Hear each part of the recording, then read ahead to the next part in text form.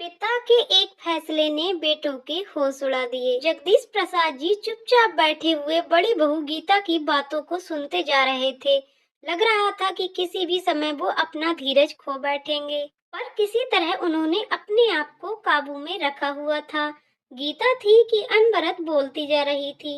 बात बस इतनी सी थी कि पिछले 3-4 दिन से जगदीश प्रसाद जी के दांतों में कष्ट हो रहा था, दर्द से बेहाल थे। डॉक्टर को दिखाया तो उसने दांत को निकलवाने की सलाह दी, पर दर्द के कारण ये संभव न था। अतः डॉक्टर ने दर्द कम करने की दवा दी थी।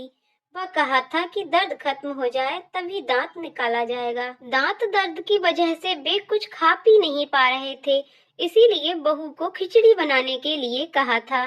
पर उसने 2 सूखी चपाती और सूखी सब्जी बेटे के हाथ भिजवा दी थी। जगदीश प्रसाद जी ने थाली को हाथ भी नहीं लगाया और अब बहू गीता जोर जोर से चिल्ला चिल्ला कर बोल रही थी कि जब खाना नहीं होता तो पहले से ही बता दिया करो, कितना भी करो इनके नखरे नहीं खत्म होते। वो ये बात समझने के लिए तैयार ही नहीं थी कि दांत दर्द की वजह से ससुर जी चपाती चबाने में असमर्थ हैं और गुस्से में थाली उठाकर बाहर चली गई। जगदीश प्रसाद जी ने एक गहरी सांस ली और अपनी छड़ी उठाकर अपने लंगोटिया दोस्त कैलाश नाथ जी के घर की ओर चल दिए। आज उनका दिल बहुत उदास था। अपनी दिवंगत पत्नी की याद उन्हें आने लगी और सड़क के किनारे बने एक बेंच पर वे बैठ गए। अतीत ने तीव्रता के साथ उनकी यादों में प्रवेश किया। जगदीश प्रसाद जी सरकारी कार्यालय में सेवारत थे। उनके 3 बेटे थे, अनिल, सुनील और राजेश। तीनों ही पढ़ने में अच्छे थे। उनकी पत्नी कांता एक कम पढ़ी लिखी लेकिन मेहनती व स्वाभिमानी स्त्री थी, जो कुशलता के साथ उनके घर का संचालन करती थी। मितव्ययिता क्या होती है ये जगदीश प्रसाद जी ने पत्नी से ही सीखा था। इसीलिए महीने के अंत में अपनी पूरी पगार वो पत्नी के हाथ में सौंप देते थे और खुद निश्चिंत हो जाते थे। घर के मामलों में वे कभी भी नहीं बोलते थे, पर पत्नी को जब भी उनकी सलाह की जरूरत होती तो वे हरदम उसके साथ होते थे। समय के साथ उनकी उन्नति होती गई और बच्चे भी अच्छी शिक्षा प्राप्त कर चुके थे।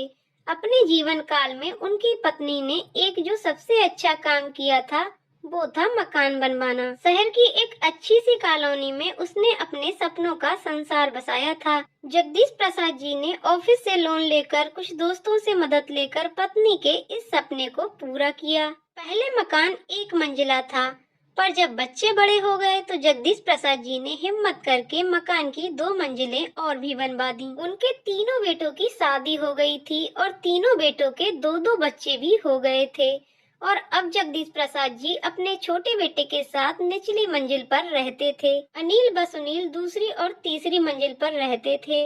रसोइयां सबकी अलग अलग थीं। बस त्योहार वाले दिन सब एक जगह इकट्ठा होकर त्योहार मनाते थे। मुंह से तो कोई कुछ नहीं कहता था, पर राजेश की पत्नी को बहुत तकलीफ होती थी कि सारा काम मुझे ही करना पड़ता है। दोनों भाभियां बस हाथ हिलाने के लिए आ जाती थीं। उधर दोनों का कहना था कि भाई रसोई तो तुम्हारी है, तो जिम्मेदारी भी तुम्हारी है। पर ये बातें कभी भी झगड़े का रूप धारण नहीं कर पाती थीं, क्योंकि कांता जी खुद भी एक मेहनती महिला थी, जो उम्र के इस दौर में भी चुस्त दुरुस्त थी। सारा दिन कुछ न कुछ करते रहना उनकी आदत थी। इसी कारण काम को लेकर बहुएं ही उन पर निर्भर थीं। जगदीश प्रसाद जी जब भी अपनी पत्नी के साथ बैठते थे तो कहते थे कि अब हमें किसी प्रकार की चिंता नहीं है, पेंशन तो आएगी ही, बस आराम से गुजारा हो जाएगा। जवानी में जो सपने मैं तुम्हारे पूरे नहीं कर पाया वो मैं अब करूंगा। और पत्नी हल्के से मुस्कुरा मुस्कुराकर अपनी सहमति प्रकट कर देती थी। पर जगदीश प्रसाद जी का ये सपना कभी पूरा नहीं हो पाया और एक दिन उनकी पत्नी उन्हें अचानक छोड़कर हमेशा के लिए चली गई। जगदीश प्रसाद जी की तो जैसे दुनिया ही उजड़ गई, पर होनी को कौन टाल सकता था। जिस पत्नी ने इतने यत्न से मकान की नींव बनाई थी, उसमें अब दरारें पड़नी शुरू हो गई थीं। हालात इतने बदल गए थे कि त्योहार के समय एक दूसरे को बधाई देने में भी सबको कष्ट होने लगा था। सब अपनी अपनी गृहस्थी में मस्त हो गए थे। एक अकेले जगदीश प्रसाद जी ही रह गए थे, जो सब कुछ समझ रहे थे, पर उम्र के इस दौर में अपने आप को असहाय सा महसूस करने लगे थे। 2 दिन पहले ही वो जब अचानक घर में घुसे तो उन्हें बेटों व बहुओं की आवाज सुनाई दी। कौतूहल बस वे चुपचाप खड़े हो गए। उनके दुख का ठिकाना न रहा जब उन्होंने सुना कि तीनों बेटों ने उन्हें 2-2 महीने के लिए बांट लिया है। छोटी बहू को शिकायत थी कि जब मकान में सबका बराबर का हिस्सा है तो पिताजी की सेवा में भी सबका बराबर का हिस्सा होना चाहिए। मैं भी थोड़ा आजाद रहना चाहती हूँ, जो पिताजी के कारण संभव नहीं हो पा रहा। तकलीफ तो सबको हो गई थी, पर चारा न था। और अब जगदीश प्रसाद जी 3 हिस्सों में बट गए थे। जिंदगी यूं ही चलती जा रही थी। 2 महीने कभी एक बेटे के पास, फिर दूसरे, फिर तीसरे के पास। मुसीबत तो तब आती थी जब कभी महीने के अंत में यदि उनकी तबीयत खराब हो जाती तो इलाज ये सोचकर नहीं कराया जाता था कि अब 2-4 दिन के बाद दूसरे बेटे के पास तो जाना ही है, वो ही इलाज करा देगा। आज जगदीश प्रसाद जी के सब्र का बांध टूट गया था। 2 दिन पहले ही उन्होंने दांत निकलवाया था। उनका दिल कुछ मीठा, कुछ गर्म, कुछ नरम खाने को हो रहा था। उन्होंने अपनी मझली बहू को हलवा बनाने के लिए कहा और अलका का जवाब था कि मैं अभी खाली नहीं हूँ।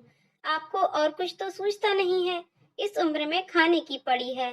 2 दिन के बाद वो ना छोटी बहू के पास जाएंगे तो वहीं खा लेना। मैं किटी पार्टी के लिए लेट हो रही हूँ। और जगदीश प्रसाद जी के सब्र का पैमाना छलक गया। आज तक वो अपने बेटे बहुओं की सब जातियां बर्दाश्त कर रहे थे, पर आज तो हद हो गई।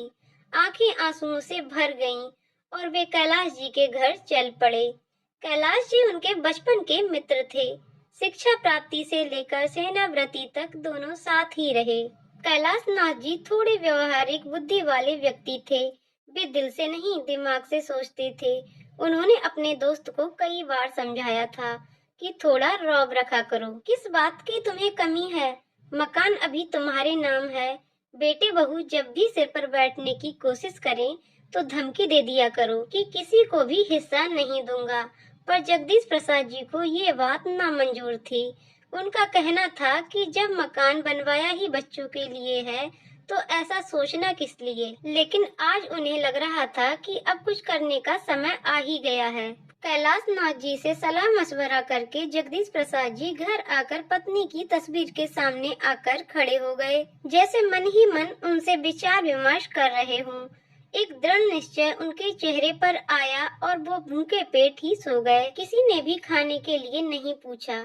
उन्हें पता था कि उनके तीनों बेटे पत्नियों के साथ गर्मी की छुट्टियों में बाहर जा रहे हैं। किसी को भी ये ख्याल नहीं था कि पिताजी क्या खाएंगे, कैसे रहेंगे। जगदीश प्रसाद जी ने भी कुछ नहीं कहा। उन्हें अपनी योजना को अंतिम रूप देने का अवसर मिल रहा था। वो चुपचाप शांत भाव से बैठकर सबकी तैयारियां देख रहे थे। वैसे भी उनका मानना था कि जब बेटे ही माँ बाप को नहीं पूछते तो बहुओं से क्या उम्मीद रखना। बहुएं तो चाहती ही हैं कि किसी की सेवा ना करनी पड़े। वे तो पति और बच्चों में ही अपना परिवार देखती हैं।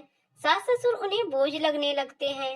वे अपने अधिकारों के प्रति तो सचेत रहती हैं, पर अपने कर्तव्यों की तरफ से आंख मूंद लेती हैं।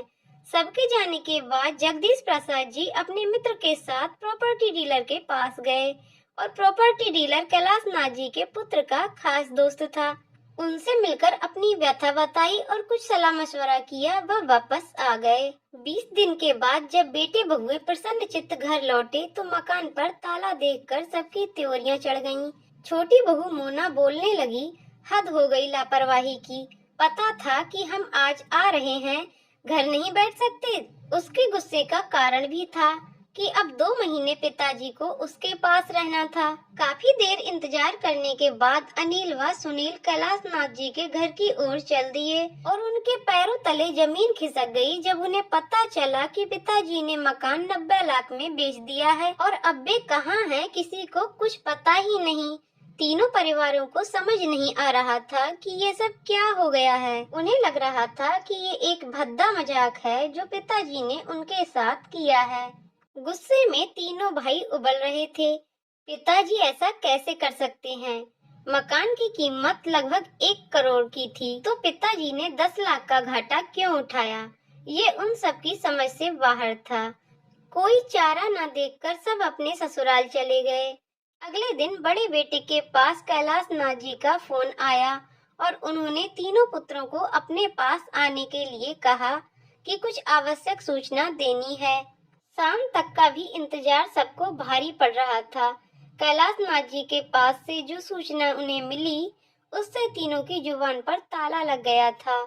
दिमाग जैसे कुंद हो गया। सोचने समझने की शक्ति ने जैसे साथ ही छोड़ दिया। कैलाश नाथ जी के अनुसार जगदीश प्रसाद जी हरिद्वार चले गए हैं और उन्होंने वहां पर एक घर ले लिया है और अब वहीं रहेंगे। ये समाचार पूरे परिवार पर एक भारी प्रहार था। बहुत अनुनय विनय करने पर कैलाश नाथ जी से वे पिताजी का पता प्राप्त कर सके और हरिद्वार की ओर उड़ चले। पिताजी का ये कदम उनकी समझ से बाहर था। हरिद्वार पहुंचकर